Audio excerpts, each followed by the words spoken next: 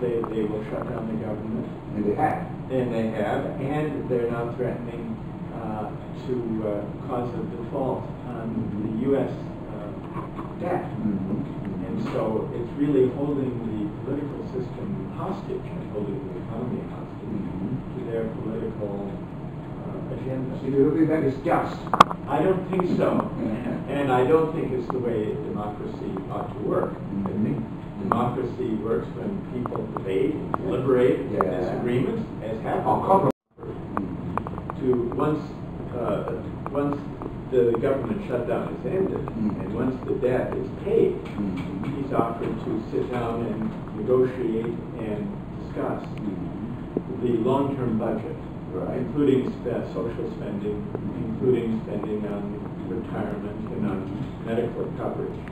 But he won't do it, and I think rightly, he won't do it while they're kind of holding hostage the entire economy. But he also runs the risk of defaulting on debts if the deadline on the 17th of October comes and without a resolution.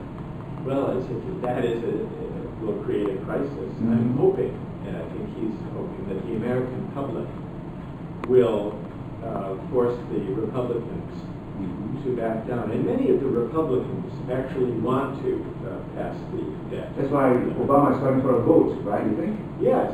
He wants, let's vote. He wants the leaders of Congress to permit a vote. The Senate has already passed the debt limit for Greece.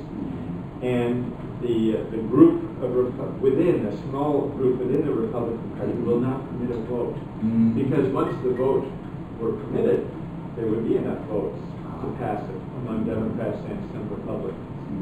What do the American people in general think of this dilemma, this crisis? I think they're frustrated.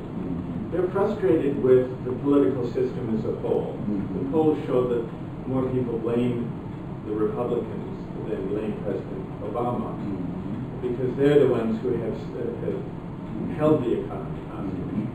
But it's not clear how it's going to be resolved. How would you use this case in your lecture on the long term? I wouldn't want to overestimate the influence that a professor can have. In the books that I write, I do try to reach beyond academic and scholarly readers. That's right.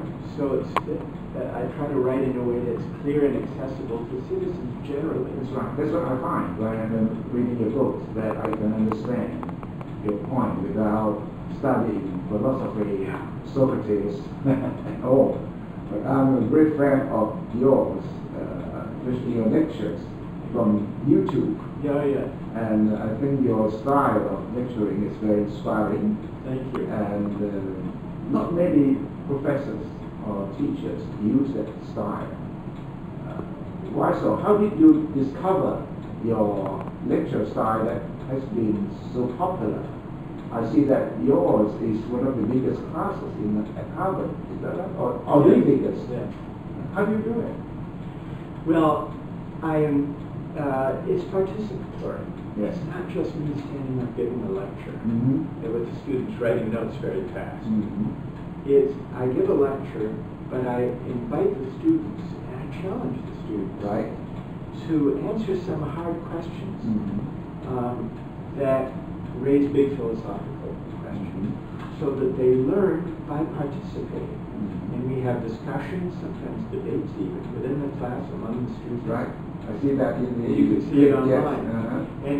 And we wanted to make this available. We did an experiment in putting it online. Yes. MOOC, right? The massively open online courses. Right, well they call them MOOCs now. MOOCs, huh? And you are one of the lecturers on this project. Yeah. You think it's free now on YouTube? It's free. Actually, we did it before there were MOOCs. MOOCs have become popular in the last year or so. We started this a few years ago as an early experiment in creating free, open access to the classroom. We wanted this to use new technology. Thank you.